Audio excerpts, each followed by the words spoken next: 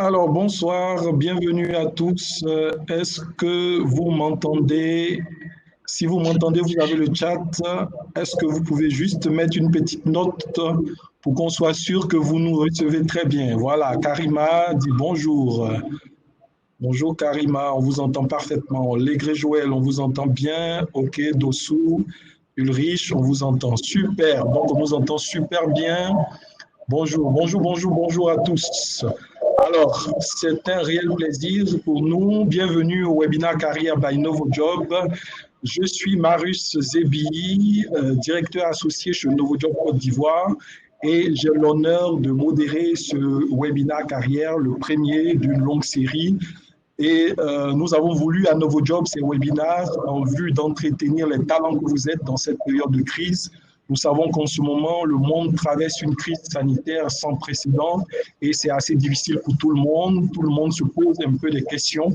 Et nous avons jugé que c'était vraiment l'occasion de permettre aux talents que vous êtes de pouvoir redécouvrir beaucoup de choses par rapport à votre carrière, à savoir comment est-ce que vous pourriez vraiment profiter de cette période de confinement pour pouvoir vous relancer dans votre carrière. Et le thème de ce premier webinaire, c'est conseils pour développer une brillante carrière en entreprise. Nous allons commencer dans quelques instants. Notre intervenante est déjà en ligne. Je vais la présenter dans quelques minutes. Je veux juste avant de commencer être certain que vous pouvez écrire dans le chat et vous dire que vous aurez l'occasion de poser des questions à notre intervenante, poser des questions non seulement sur la thématique abordée, mais aussi nous voulons que ces webinaires carrière soient des moments d'inspiration pour les jeunes. Donc voilà pourquoi nous prenons des professionnels qui ont plus ou moins une carrière brillante, une carrière qui fait rêver afin d'inspirer tous les jeunes qui nous suivent. Alors, vous, juste à côté du chat, vous avez un onglet questions. Pour ne pas oublier vos questions, vous pouvez les noter au fur et à mesure que l'intervenante sera en train de dérouler. Et juste après la présentation, nous allons venir éplucher une par une vos questions. Alors, merci d'être présent, merci d'être connecté, merci de nous faire confiance. Sans plus tarder, je vais présenter rapidement notre intervenante de ce soir. Avec 20 ans d'expérience professionnelle et un Bachelor of Science en gestion organisationnelle des entreprises obtenues aux États-Unis d'Amérique, elle a débuté sa carrière en 2000 avec The Coca-Cola Company à Atlanta, toujours aux États-Unis, où elle a occupé plusieurs fonctions et développé un goût particulier pour le contact humain et les ressources humaines. De retour en Côte d'Ivoire en 2010, elle a continué à travailler pendant 3 ans au siège de Coca-Cola à Abidjan. Elle a ensuite occupé le poste de DRH chez Sosimat, actuel Lafarge Holcim Côte d'Ivoire, pendant 3 ans, avant de rejoindre Vivo Énergie Côte d'Ivoire comme DRH. Depuis le 1er avril 2019, elle est directrice des ressources humaines de Bolloré Transport et Logistique Côte d'Ivoire. En tant que professionnelle des ressources humaines, elle s'inscrit dans une démarche d'amélioration continue et de partage de son expertise et de son expérience. C'est pourquoi elle n'a pas hésité un seul instant à participer à cette action solidaire que nous avons lancée. Elle a décidé d'être notre première intervenante et c'est avec beaucoup de plaisir que j'accueille maintenant Yarai China. Madame China, bonsoir. Bonsoir, merci beaucoup Marius, bonsoir à tout le monde. Est-ce que vous m'entendez? Voilà. Alors nos participants répondent dans le chat 5 sur 5, très bien. Alors Madame Tina, on vous entend très bien. On est très heureux que vous ayez bien voulu participer à cette initiative solidaire. Juste avant de vous laisser la parole, j'aimerais vous poser juste 2 petites questions pour vous mettre un peu en jambes. Alors, on a décrit votre parcours assez impressionnant et déjà, je vois les premières réactions dans le chat. Quel beau parcours, quelle belle carrière. Alors, est-ce que nos participants ont quelque chose qu'ils devraient savoir en plus par rapport à cette petite biographie que j'ai citée tout à l'heure? Alors, c'est une bonne question. Ce que je peux rajouter, c'est que je suis quelqu'un de très passionné. Je prends plaisir à faire ce que je fais avec beaucoup d'amour, beaucoup d'humilité. Et je pense que ce qui aide à se lever chaque matin et à se dire c'est un nouveau jour, et on a à pouvoir donner le meilleur de soi-même. Donc, je pense que la passion que j'ai pour l'humain me permet chaque jour d'avancer et de pouvoir donner des résultats qui, j'espère, sont toujours satisfaisants. Super. Merci, Madame Tina. Alors, j'ai envie de vous demander pourquoi spécifiquement vous avez choisi ce thème, conseil pour développer une brillante carrière en entreprise. Alors, pourquoi j'ai choisi ce thème? Parce que la carrière, il y a des mythes vis-à-vis de la gestion du développement de carrière. Tantôt, c'est la responsabilité de l'entreprise, ce qui est très souvent énoncé. Tantôt, c'est la responsabilité du salarié. Et je pense que l'avantage que j'ai eu au travers de mes différentes expériences, qu'elles soient personnelles ou professionnelles, m'ont permis de comprendre plus clairement ce que c'est que le développement de carrière et comment exceller dans un développement de carrière. C'est-à-dire comment vraiment prendre la main et avancer dans sa carrière, quelle qu'elle soit. Et donc, sur les thématiques, c'est vrai qu'en ce moment, avec cette gestion de crise qu'on a vis-à-vis du Covid-19, c'est pas toujours facile. Et le développement de carrière, ça nécessite beaucoup de travail interne contre nous-mêmes. Et l'opportunité d'être peut-être en confinement ou avoir un peu plus de temps disponible pour soi-même, j'ai trouvé que c'était le moment idéal et l'opportunité de parler de ce que c'est qu'un développement de carrière. Et je vais vous partager le peu que je connais de mes petites 20 années d'expérience professionnelle, de vous dire un peu, grosso modo, ce que j'ai retenu de ce que c'est que le développement de carrière. Donc, j'espère que le sujet est tout aussi passionnant pour les internautes ici qui sont connectés qu'il est pour moi. Et j'espère franchement qu'au sortir de cette présentation, tout le monde soit à même de courir et d'être aussi passionné que je suis. Super, en tout cas, nous avons très hâte de vous entendre et sans plus tarder, je vais vous laisser toute la scène pour que vous puissiez dérouler votre présentation et on se retrouvera tout à l'heure pour les questions. Merci. À vous, Madame Tina. Alors, le développement de carrière. Donc, on a dit comment réussir et comment le faire brillamment. La première question, le développement de carrière, ça veut dire quoi exactement? Il n'y a pas de définition très spécifique sur ce que c'est que le développement de carrière. Et j'ai pu trouver 3 définitions qui, pour moi, font une bonne somme de ce que c'est que le développement de carrière. Donc, c'est un processus qui dure toute la vie. C'est un processus qui façonne notre identité professionnelle et qui commence très souvent dès le plus jeune âge.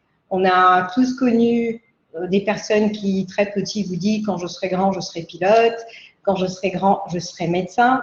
Et au fil de leurs années, que ce soit par leur parcours scolaire ou un parcours professionnel, ils arrivent à aboutir à leur objectif. Ça, c'est un développement de carrière. C'est également le lien direct entre une évolution et une satisfaction de soi. Quand on avance, on est content, et toute avancée, c'est une évolution. C'est aussi un processus continu de gestion de la vie, de l'apprentissage et du travail. C'est en gros tout ce qui est expérience, on va dire, qui nous permet d'avancer vers un avenir prometteur ou un avenir souhaité. Donc voilà, si on veut pêle-mêle, ce que c'est que le développement de carrière. Maintenant, j'ai pour habitude, quand je fais des présentations, d'utiliser des images. Pour moi, elles parlent beaucoup plus que des paroles. Donc, permettez-moi de vous présenter sur cette prochaine diapo l'image d'une tortue. Pourquoi la tortue? La tortue, pour moi, représente persévérance, sagesse, longévité et beaucoup de connaissance de soi, je dirais. Et il y a une citation qui m'est parue, que je trouvais adaptée pour le sujet de ce jour, qui dit « Tout ce que nous sommes, tout ce dont nous avons besoin et tout ce que nous apportons au monde est en nous et non pas à l'extérieur. Donc, ne nous limitons donc pas à un lieu, à un espace ou à un moment. » Cette citation est de Eileen Anglin, qui est une life coach, on va dire une écrivaine, très célèbre dans ses motivations et de permettre justement de trouver des forces en interne pour nous permettre d'évoluer dans notre quotidien. Et je vous donnerai un peu plus de détails au fur et à mesure qu'on avance dans cette présentation de ce que représente la tortue pour moi. Maintenant qu'on a eu une idée de la définition du développement de carrière, il y a cette question qui est toujours là. À qui incombe la responsabilité et quelle est l'importance d'un développement de carrière en entreprise? De manière générale, on se pointe le doigt. C'est l'entreprise, c'est le salarié. Pour moi, c'est un équilibre. C'est, on va dire, une responsabilité partagée. Pour le salarié, j'ai énuméré quelques points qui relèvent de la responsabilité du salarié. En tant que salarié, quand on parle de gestion de son développement de carrière, il faut d'abord commencer par la connaissance de soi, c'est-à-dire qu'est-ce que j'aime, qu'est-ce que je n'aime pas, comment est-ce que je me comporte, quelle est ma personnalité.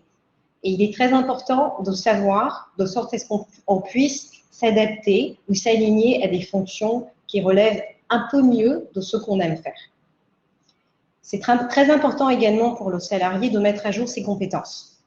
C'est-à-dire, j'ai lu un nouveau livre, j'ai fait un certificat, je suis à un niveau avancé sur Excel. Tout élément qui me permet d'être plus performante, je dirais, dans mon travail, c'est une mise à jour de compétences. Il faut également pouvoir faire une auto-évaluation régulière. Une auto-évaluation, c'est de dire, OK, j'ai pas pu transmettre le dossier dans les délais. Pourquoi j'ai pas pu le transmettre dans les délais? On fait marche arrière et on regarde. Est-ce que j'ai pas envoyé les informations de manière très claire? Est-ce que j'ai été trop en train de procrastiner et du coup, j'ai pas pu l'envoyer?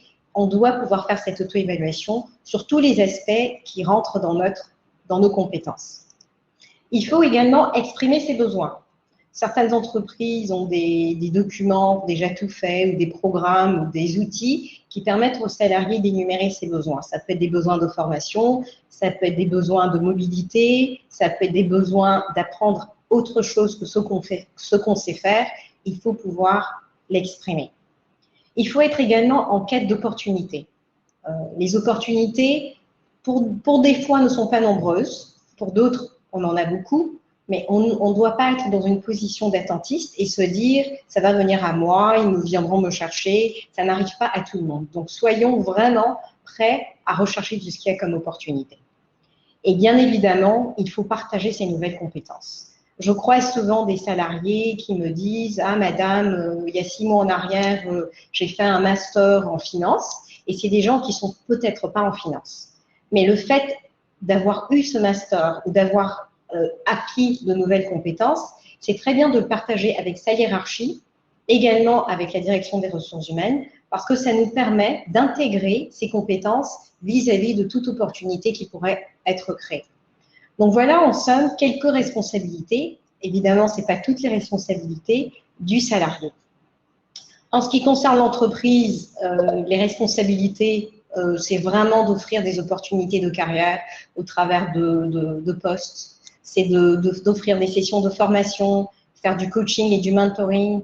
En gros, c'est être au quotidien en train de travailler avec les salariés, donc le manager et son collaborateur, partager et s'accompagner. C'est d'offrir une diversification des métiers et des fonctions et des postes. C'est d'offrir des outils d'accompagnement et c'est également de travailler ou d'avoir un plan de succession. Nous sommes tous aujourd'hui dans des fonctions, pour ceux qui sont évidemment en fonction, et nous serons tous appelés à partir de notre poste. L'intérêt, c'est de s'assurer que quand je pars, la personne, il y ait au moins minimum 2 personnes qui soient capables de faire ce que j'ai fait, aussi bien, ou je dirais mieux que ce que j'ai fait, et donc on doit préparer la relève. Et c'est un élément qui est très important. Maintenant, il y a un point à retenir. Le plan de succession, uniquement, direction des ressources humaines et direction générale. Ce n'est pas un plan de succession qu'on partage avec les salariés. Ce n'est pas un plan de succession qu'on partage à la cantine. C'est pour la direction des ressources humaines et la direction générale d'identifier des personnes qui seront appelées à remplacer des personnes qui sont en fonction ou en poste. Donc voilà en gros ce qui est de quelques-unes des responsabilités. Donc encore une fois, les responsabilités sur ce qui est le développement de carrière, ce sont des responsabilités partagées entre le salarié et l'entreprise.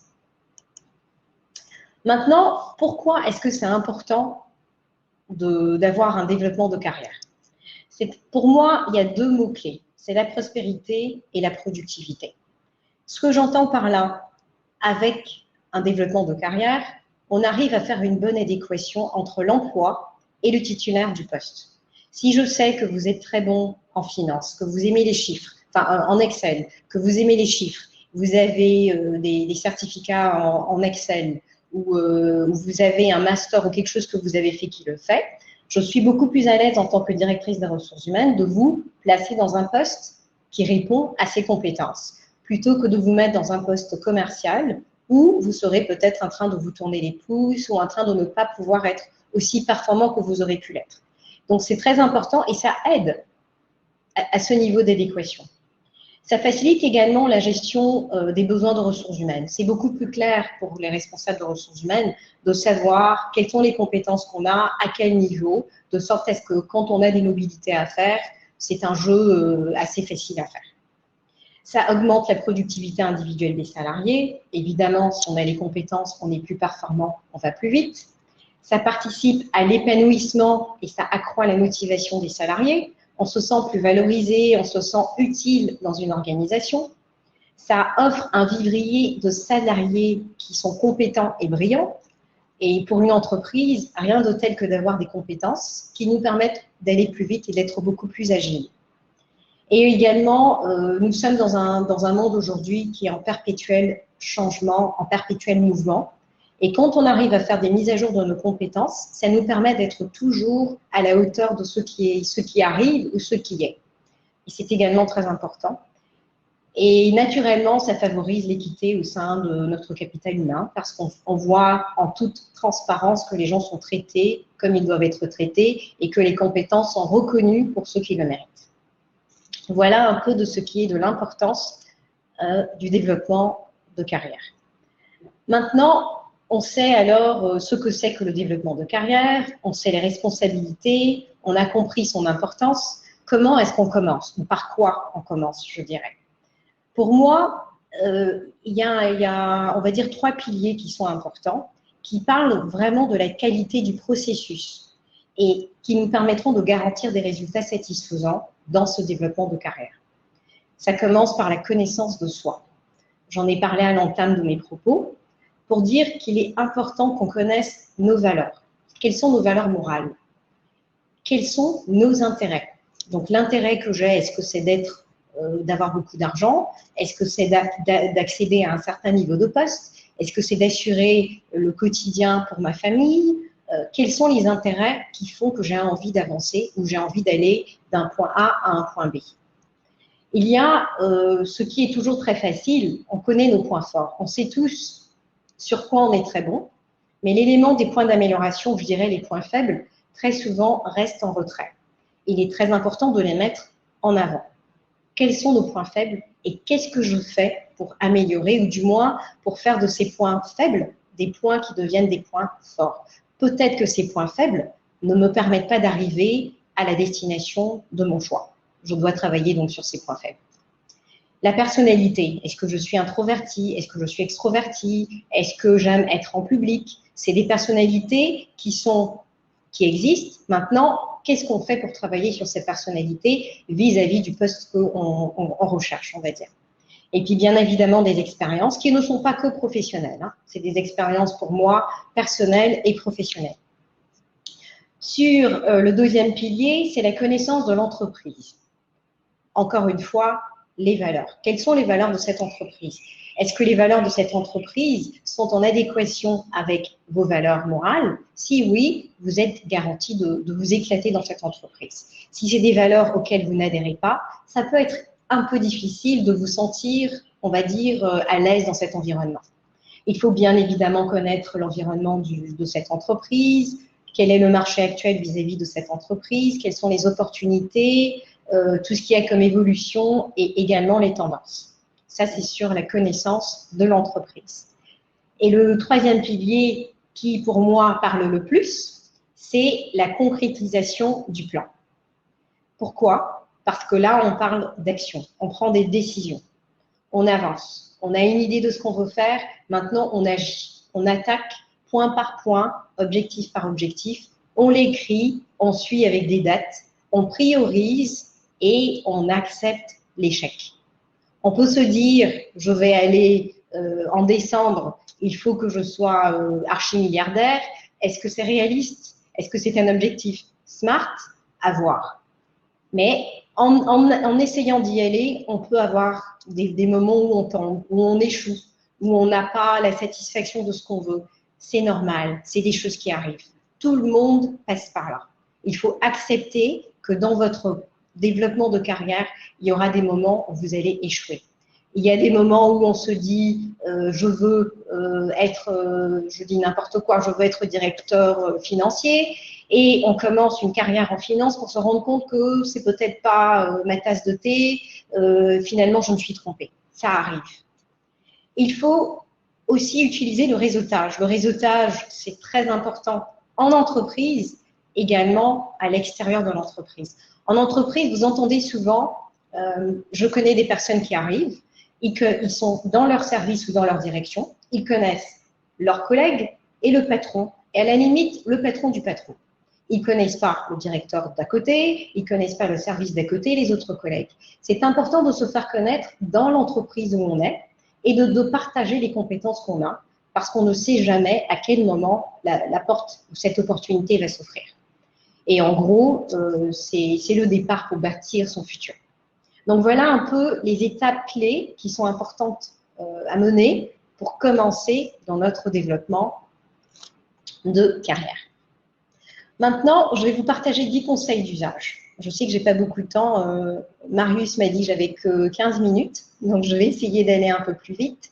Sur les 10 conseils d'usage que je peux vous partager en tant que salarié, pour moi, le premier point, c'est la recherche de l'excellence dans tout ce que vous faites. Si vous recherchez l'excellence et que vous arrivez à faire, on va dire, la moitié de ce qu'est l'excellence, vous avez réussi beaucoup.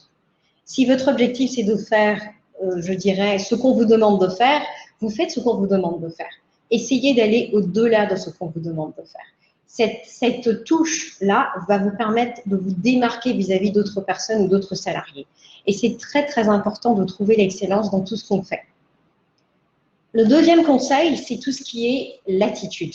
C'est très important d'avoir une bonne attitude et de développer ces valeurs que vous avez ou d'exemplifier les valeurs de l'entreprise dans laquelle vous êtes. Ça, c'est très important. L'attitude, ça reste. J'ai connu des gens qui étaient très brillants, qui avaient de très mauvaises attitudes, qui étaient arrogants, qui étaient pas corrects, qui n'étaient pas respectueux. Et malheureusement, ça jouait sur leur développement de carrière.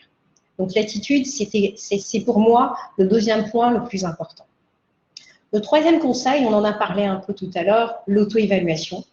Il faut une auto-évaluation, il faut également une évaluation faite par des collègues, donc sur le même niveau, des collaborateurs, un niveau en dessous, et des patrons, un niveau au-dessus. Et on va même jusqu'à faire une évaluation avec des parents ou des amis. Si vous avez 3 personnes qui vous disent la même chose sur vous, acceptez que c'est vous. Si vous avez une seule personne qui le dit, ça peut être, on va dire, pas très correct. En gros, il est très important de faire cette évaluation. Donc, son auto-évaluation et l'évaluation qu'on aura donc des autres personnes, on fait une synthèse et on se fixe des objectifs vis-à-vis de comment on peut améliorer dans ce cas. Le quatrième conseil, c'est d'accepter qu'on a des points faibles. Accepter nos faiblesses et accepter ce qu'on appelle des critiques positives.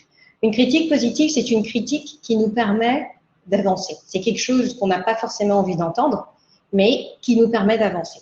Si je dis, par exemple, tu es toujours en retard, certaines personnes, ils peuvent décoller au quart de tour et s'énerver. Mais être en retard peut être perçu comme un manque de respect, peut être perçu comme un manque de considération vis-à-vis d'autres collègues qui sont toujours à l'heure, parce que le travail que vous devez faire pour impacter d'autres personnes, et de manière générale, on vous regarde aussi au travers de ça. On a parlé de l'attitude tout à l'heure. Donc, résister l'envie de vous énerver quand on vous donne des critiques positives, ça fait partie de ce développement de carrière. Le cinquième point, c'est établir un plan d'action et vous donner des dates, c'est-à-dire des dates de réalisation ou des délais. qui peuvent changer bien évidemment, mais des jalons. Donc si on y arrive au moment. On fait tout pour arriver à réaliser cet objectif au moment où on s'est dit qu'on allait le réaliser. Si ça change, on le met à jour. Et le 6e élément, c'est tout ce qui est la rédaction et la réalisation donc, de notre plan de carrière. Et aujourd'hui en ligne, vous pouvez trouver des exemples de plans de carrière, des exemples de plans d'action, des exemples de formules pour faire une évaluation personnelle, une évaluation 360 ou une évaluation qu'on peut faire avec d'autres personnes. Donc n'hésitez pas à faire des recherches pour vous permettre de vous équiper, on va dire, et réussir dans votre tâche. Le 7e conseil que je peux vous donner, c'est d'accepter de sortir de votre zone de confort et surtout de demander de l'aide quand vous en avez besoin. Demander de l'aide, ça peut être à un expert, ça peut être un coach, ça peut être un patron, ça peut être un stagiaire. Vous pouvez avoir des gens qui ont une compétence un peu plus avancée que vous, demandez de l'aide. N'ayez pas honte de demander de l'aide. C'est en demandant qu'on arrive à améliorer et ça nous permet d'avancer sur notre développement de carrière. Le 8e conseil, c'est de reconnaître ses erreurs et de rechercher des opportunités de développement partout. On a fait une erreur, on s'en excuse. On ne cherche pas de justificatifs qui n'ont pas trop de sens. On s'excuse, on s'améliore.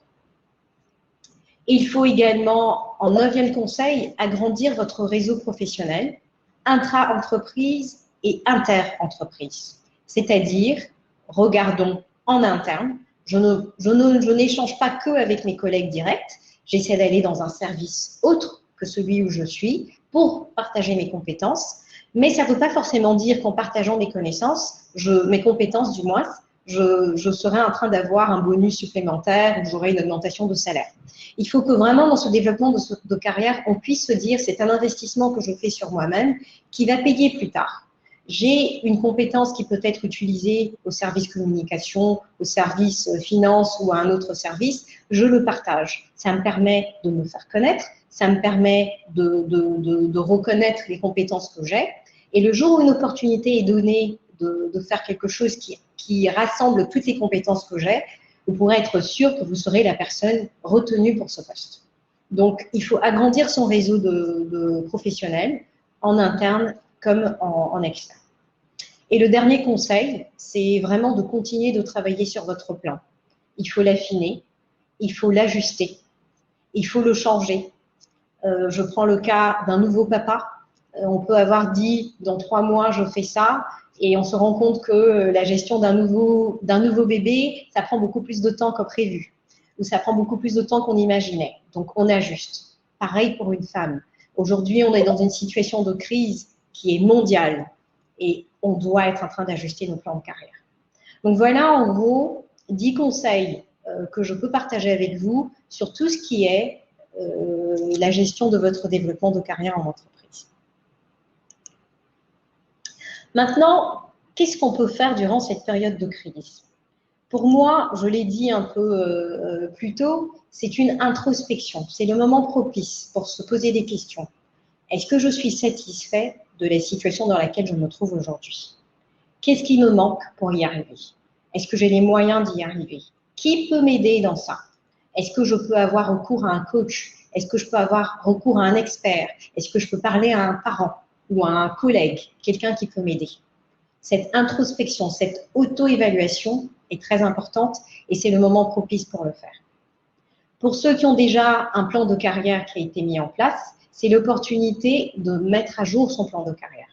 Pour ceux qui ne l'ont pas fait, c'est l'opportunité de se faire un plan de carrière. Je parle également d'une auto-formation. Aujourd'hui, vous avez, comme vous le faites en ce moment, des webinars qui sont disponibles sur Internet. C'est instructif, c'est formateur. On a également des formations qui, il fut un moment, coûtaient beaucoup plus cher que maintenant. Il y a des formations qui sont gratuites, il y a des livres. Aujourd'hui, je pense que la technologie nous permet d'avoir accès à tellement de choses. C'est une source inouïe pour moi, c'est beaucoup de richesse. On a beaucoup de choses qu'on a aujourd'hui pour se construire nous-mêmes et en faire bénéficier les entreprises ou, si je veux créer ma propre entreprise, permettre de me réaliser dans cette étape également. Et bien évidemment, le sport et les loisirs. On est très souvent happé par le travail, on veut toujours tellement bien faire, on est dirigé, excellence, on veut toujours être parmi les meilleurs pour certains. Et on oublie que le sport et les loisirs, c'est très important pour notre bien-être mental. Et quand je parle de sport et loisirs, pour ceux qui sont sportifs, c'est peut-être facile, mais pour ceux qui ne sont pas sportifs, ça peut être prendre quelques marches d'escalier, on commence par là, et après, on trouve autre chose à faire. Transpirer un peu. En termes de loisirs, on peut se retrouver des talents culinaires en cuisine.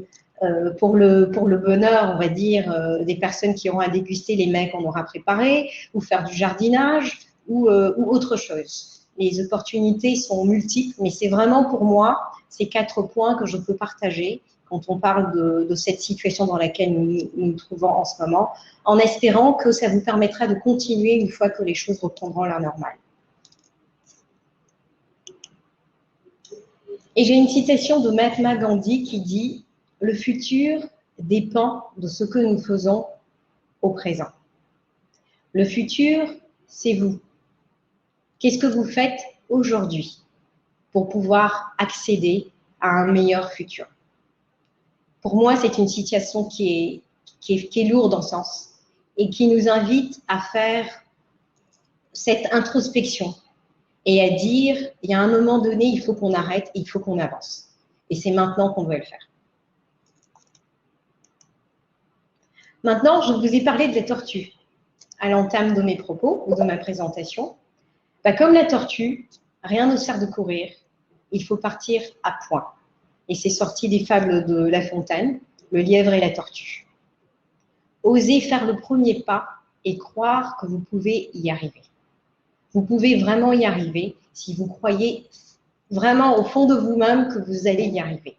Ça va prendre du temps pour certains, ça va prendre beaucoup de découragement, ça va prendre beaucoup d'échecs pour certains, mais vous allez y arriver. Il faut saisir les opportunités.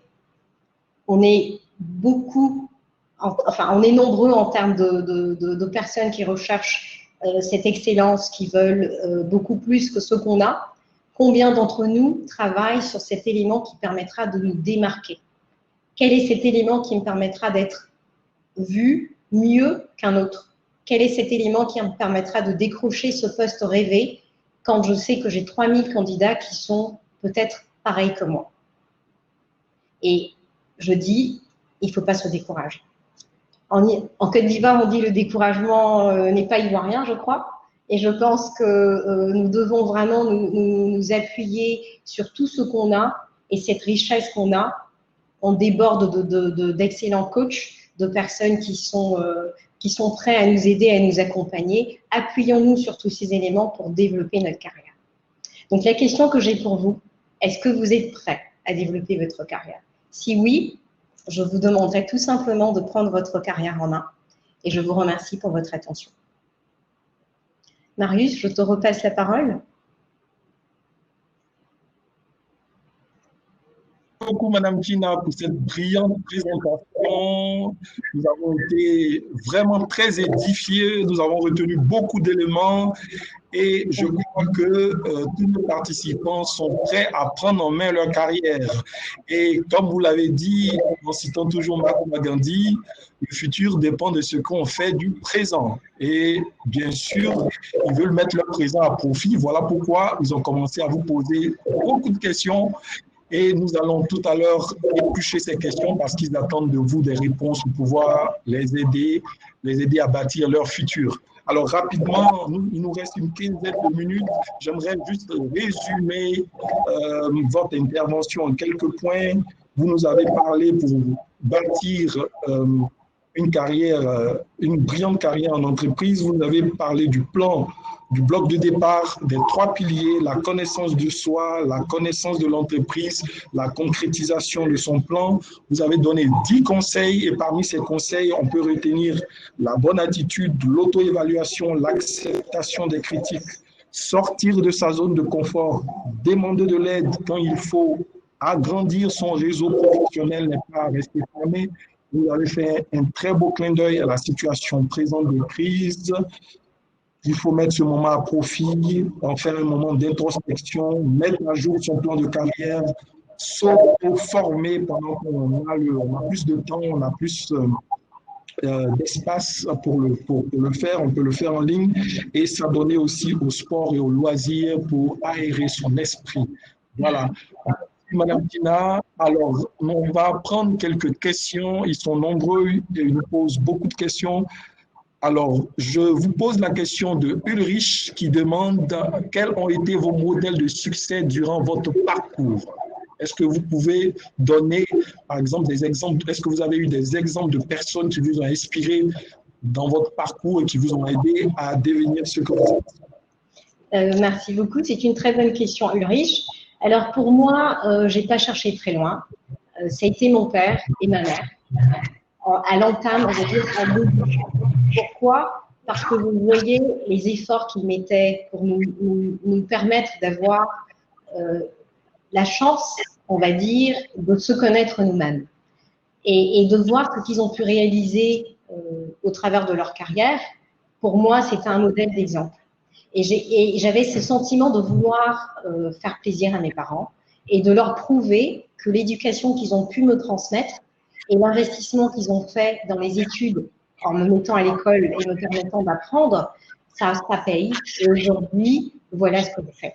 Donc pour moi, ça a commencé très tôt avec mes parents et ça s'est continué avec des professionnels dans l'entreprise. J'ai eu dans mon parcours professionnel tout type de managers. Il y a des managers qui n'étaient pas forcément les plus gentils, qui étaient très durs, mais qui m'ont permis d'apprendre beaucoup. Ça a été une source d'inspiration. Il y a eu aussi des cas de personnes que j'ai côtoyées, qui ont su me sortir de ma zone de confort. Donc, je dirais que pour moi, j'ai pas eu un modèle précis ou une personne qui m'a motivée. Ça a été un ensemble de plusieurs choses qui m'ont… donc, si vous voulez, j'ai su prendre un peu partout les éléments qui me permettraient de grandir. Et je suis née aussi un jour après le Félix Houphouët-Boigny. Et donc, j'étais toujours en admiration on n'arrive même pas à vous donner les mots, de cette personne. Et c'était aussi une source d'inspiration quelque part d'avoir grandi en Côte d'Ivoire et de voir la force, le courage surtout qu'il avait de réaliser certaines choses. Tout ça, c'était des motivations. Les motivations, pour moi, elles venaient de partout. Et je pense qu'on a aujourd'hui autour de nous beaucoup de gens qui peuvent nous aider à réussir. Donc, j'espère que ça répond à la question. D'accord. Alors, je suis sûr que parmi nos participants, il y a beaucoup de la génération Z, ou même, bon, peut-être un peu de chance Y. Félix Houphouët-Boigny peut-être n'est pas très parlant pour eux, mais ils ont de nouveaux modèles comme Yara Ichina. Alors, une autre question, celle de Karima qui demande quel conseil donneriez-vous à un employé qui est dans une société où il y a une absence totale de gestion de carrière?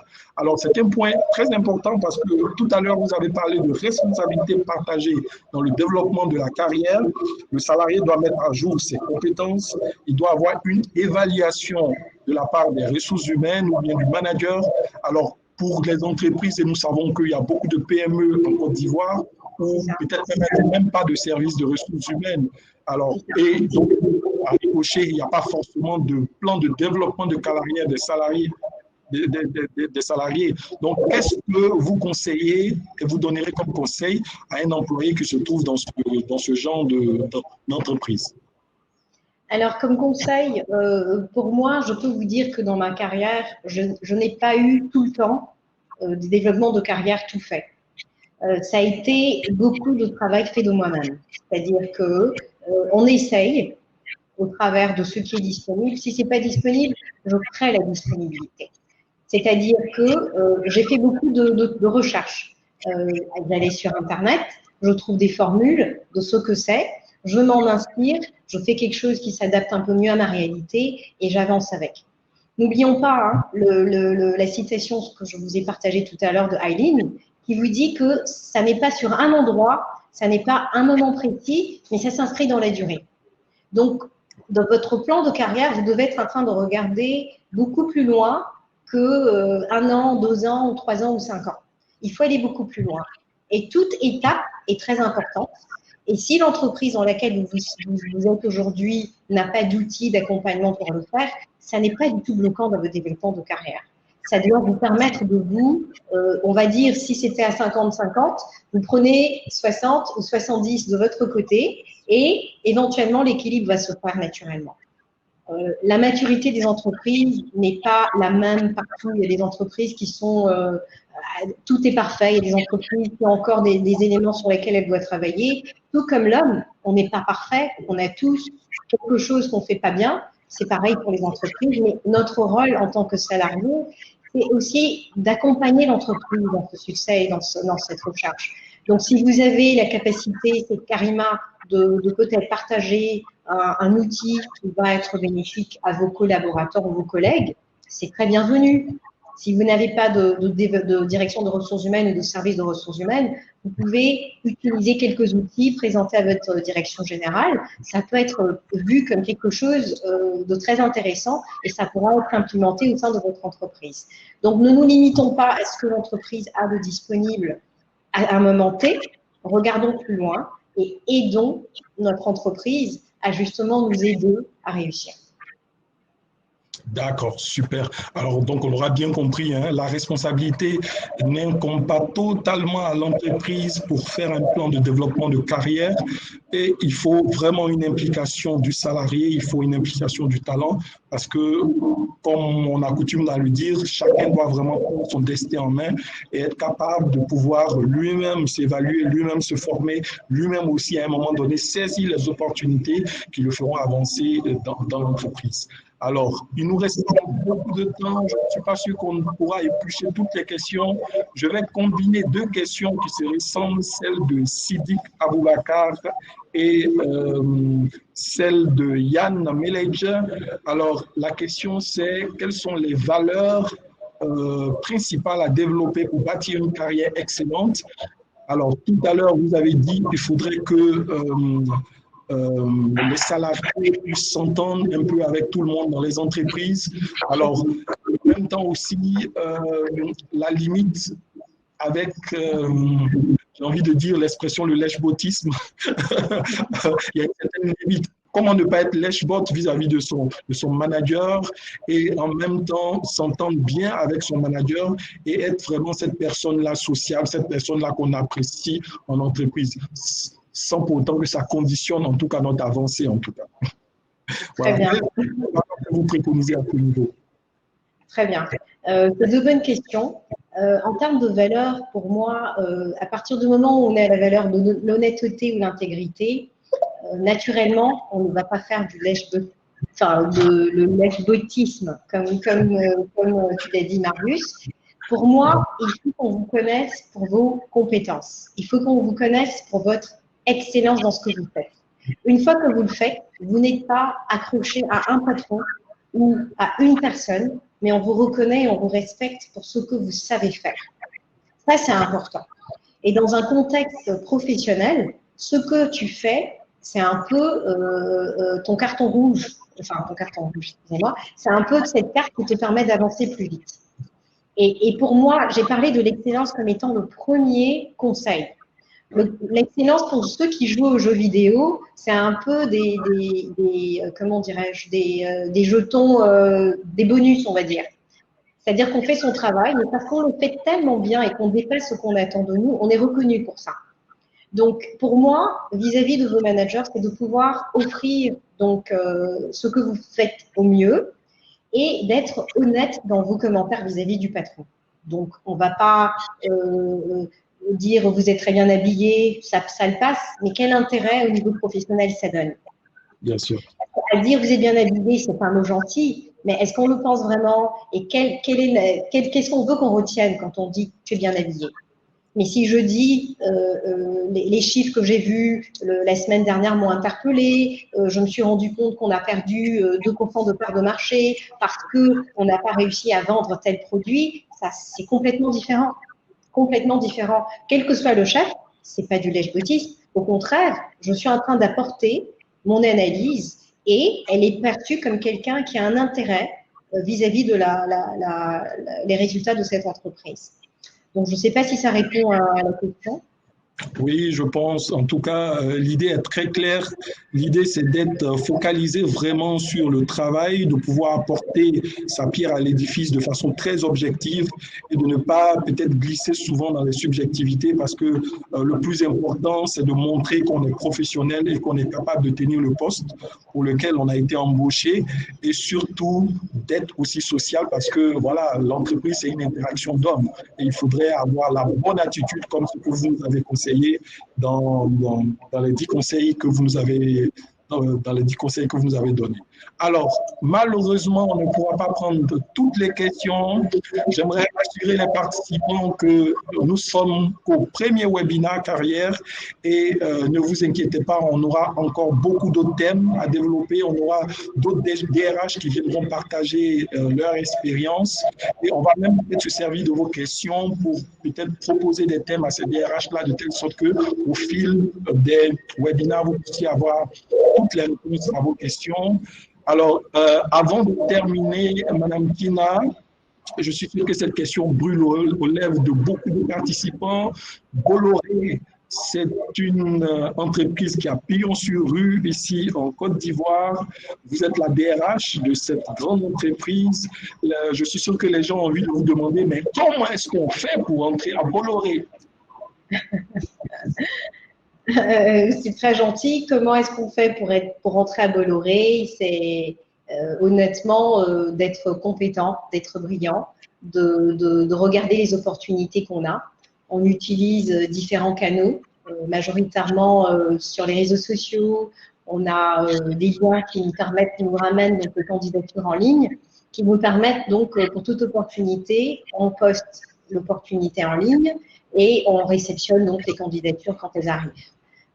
L'intérêt, comme j'ai dit, c'est vrai qu'on est une entreprise, on a une diversification sur nos métiers et on n'a pas un profil type qu'on recherche. Pour moi, en tant que professionnel des ressources humaines et donc responsable des ressources humaines dans une entreprise comme Bolloré Transport et Logistique en Côte d'Ivoire, c'est vraiment de trouver des gens compétents qui ont envie de réussir, qui n'ont pas peur de se retrousser les manches et de mettre la main à la pâte, parce qu'on est tous aujourd'hui, je pense qu'il n'y a pas une entreprise aujourd'hui qui veut des gens en cravate derrière un ordinateur ou pour des femmes peut-être bien vêtues derrière un ordinateur et à se tourner les pouces. Aujourd'hui, on veut aller plus vite. Cette agilité nécessite qu'on ait du personnel, on va dire, des salariés compétents, dynamiques, une mixité de générations, des Z, des Y,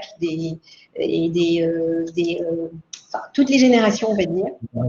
Tant que vous en avez envie et que vous êtes prêt à travailler, vous êtes bienvenue à Bolloré Transport et Logistique Côte d'Ivoire. Voilà, merci beaucoup.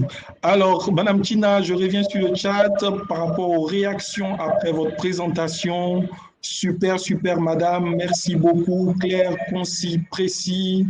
19 sur 10. Alors, on vous a donné de très bonnes notes. Merci beaucoup, madame.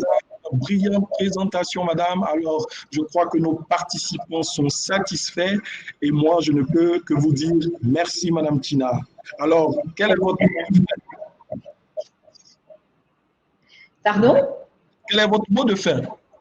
Alors, pour le mot de fin, c'est vraiment, ma question, c'était vraiment, j'espère que cette présentation a pu nourrir en vous cette envie de travailler sur votre développement de carrière, de prendre votre développement de carrière en main, que ce soit avec des outils de l'entreprise dans laquelle vous êtes, si vous n'êtes pas encore en entreprise, de pouvoir vous documenter et vous préparer à l'éventualité de ce que vous rentrez dans une entreprise déjà prêt. Donc, je ne peux que vous remercier tous, vous souhaiter le meilleur dans tout ce que vous faites, de ne pas oublier la recherche de l'excellence, tout en sachant que ça peut prendre du temps.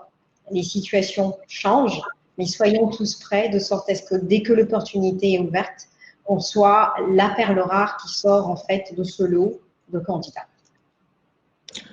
Voilà, très bien dit. Merci beaucoup, Madame Tina. Merci d'avoir participé à, à ce webinaire. Merci d'avoir partagé votre expérience. Alors, ça a été une expérience très enrichissante. Nous avons appris beaucoup ce soir et je crois que ce n'est pas nos participants qui diront vraiment le contraire. Alors, je remercie tous ceux qui ont pu se connecter. Nous aurons le replay de ce webinaire dès que possible. Donc, nous pourrons toujours revenir pour réécouter le webinaire. Nous nous retrouvons la semaine prochaine. Et pour paraphraser Madame Tina, l'idée, c'est de partir comme la tortue, ce n'est pas d'aller vite, mais c'est de partir à point. N'est-ce pas, Madame Tina? Exactement. Merci à tous. Très bonne soirée. Et nous de vraiment prendre soin de vous, de suivre toutes les recommandations du ministère de la Santé dans vos différents gouvernements. Vous êtes connectés de partout, de la Côte d'Ivoire, du Sénégal, du Bénin, de toute l'Afrique. Et vraiment, tout ce que nous souhaitons, c'est de rester en bonne santé. Suivez les recommandations par rapport à tous ces gestes barrières pour éviter cette pandémie. Et je crois que nous sortirons de là encore plus fort et nous sortirons de là vraiment, vraiment régaillardis. Merci à tous, très bonne soirée et à mercredi. Au revoir.